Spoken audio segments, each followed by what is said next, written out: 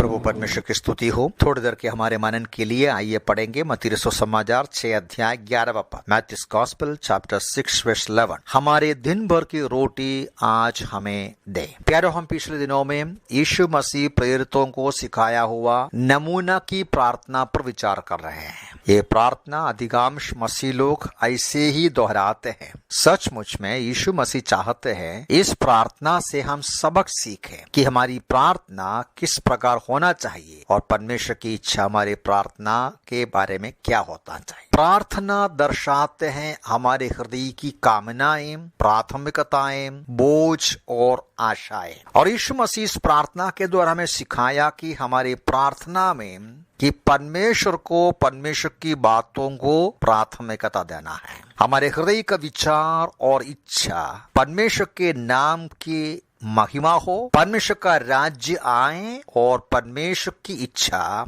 हमारे जीवन में सारे संसार में पूरा हो। अब 11वां पद में बताते हैं कि आप परमेश्वर की बातों का विचार करने के बाद, प्रार्थना करने के बाद आप अपनी आवश्यकताओं को, अपनी रोज की रोटी के लिए परमेश्वर से मांग सकते हैं।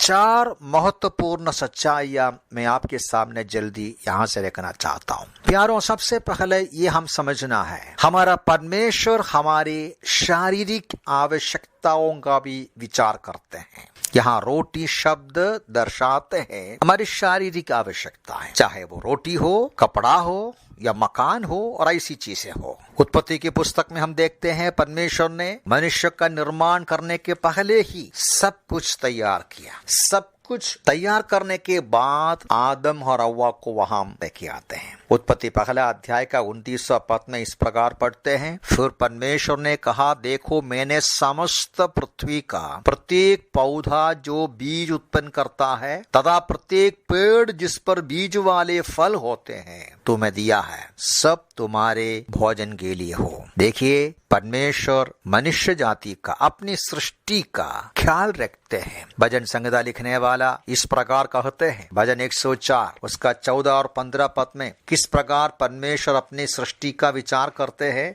उसके बारे में ऐसा लिखा है, वो पशुओं के लिए घास उगाता और मनुष्यों के उपयोग के लिए पेड़ पौधे। हाँ, वो भूमि से भोजन वस्तुएं उत्पन्न करता है, अर्थात दाख मधु जो मनुष्य के हृदय को आनंदित करती, तेल जो उसकी मुख को चमकाता और रोटी जो मनुष्य के हृदय को बल दे। परमेश्वर अपनी सृष्टि का ख्याल रखते हैं, उनकी आवश्यकताओं को पूरा करते हैं। इसलिए जैसा हमारी हर रोज की आवश्यकताएं परमेश्वर पूरा करते हैं, हमेशा धन्यवादी रहना जरूरी है। इस्राएलियों को परमेश्वर चेतावनी देते हैं, व्यवस्था विवरण उसका 8वां अध्याय 18 पद में, आप लोग जब कनान पहुंचोगे वहां जाकर तुम वहां का फसल उपज पाओगे, आप भूलना नहीं, आपको बलवंत किया, सामर्थ किया, आपको संपत्ति हासिल करने के लिए मजबूत किया, मदद किया। परमेश्वर होवा ने उसको कभी भूलना नहीं। बहुत कितना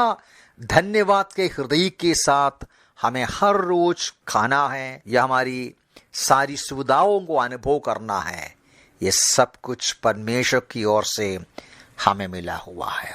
तो दूसरी बात यह है कि परमेश्वर चाहते हैं अपना लोग परमेश्वर पर हर आवश्यकताओं के लिए भरोसा रखें। जैसा हम पहले देखा, ये बात जरूर सही है, परमेश्वर अपना सृष्टि का ख्याल करते हैं सबके लिए, चाहे वो दुष्ट हो, धर्मी हो, आवश्यकताओं को पूरा करते हैं। तो ये वचन ये दर्शाते हैं अपने लोग परमेश्वर का भय मानने वाले, उनकी इच्छा को ढूंढने वाले, उन पर भरोसा रखने वाले, उनके लिए विशेष प्रकार उनकी आवश्यकताएं पूरा करता है। भजन संहिता से एक वचन में जल्दी आपके सामने पढ़ता हूँ, वो भजन 37 है और भजन 37 में उसका 25वां पद में इस प्रकार लिखने वाला कहते हैं, मैं जवान था अब बूढ़ा हो गया हूँ, परंतु मैंने ना तो कभी धर्मी को त्यागा हुआ, न कभी उसके वंश को भीख मांगते देखा है। प्यारों, जरूर परमेश्वर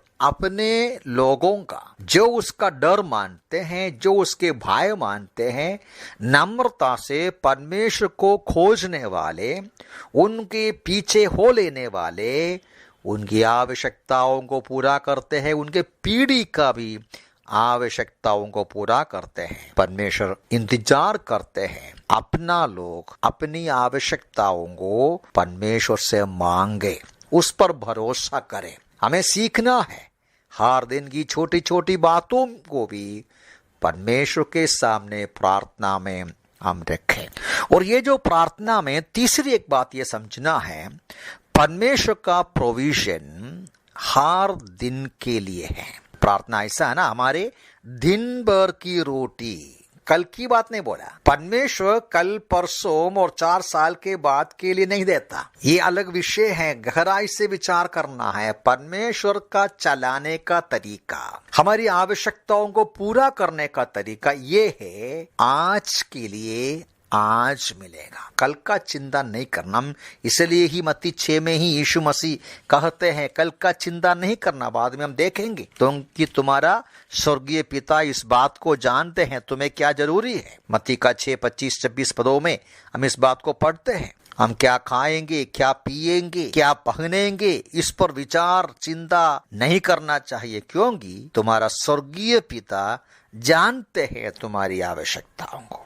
तो 3 बातें मैं आपके सामने रखा। परमेश्वर हमारी आवश्यकताओं के संबंध में चिंता करते हैं, हमारा विचार करते हैं। परमेश्वर चाहते हैं हमारी सारी आवश्यकताओं के लिए उस पर भरोसा करें, और परमेश्वर हमारी हर रोज की आवश्यकताओं को मदद करता है। कल का चिंता नहीं करना, कल प्रभु देंगे, आज हम उसके पास आकर आज के लिए पाएं। और अंतिम तौर पर यह भी मन में रखना है, प्रभु यीशु मसीह खुद यूहन्ना का सुसमाचार उसका 6 अध्याय 27वां पद में पुराने जमाने में इस्राएली लोगों को किस प्रकार हर रोज मन्ना दिया उसके बारे में सिखाते हुए सबक सुना रहे। वो बोलते हैं कि यीशु मसीह ही जीवन की रोटी है। इसके बाद कहते हैं उस भोजन के लिए परिश्रम ना करो जो नाश हो जाता है, परंतु उस भोजन के लिए जो अनंत जीवन तक बना रहता है, जिसे मनुष्य का पुत्र तुम्हें देगा। प्यारों, जरूर परमेश्वर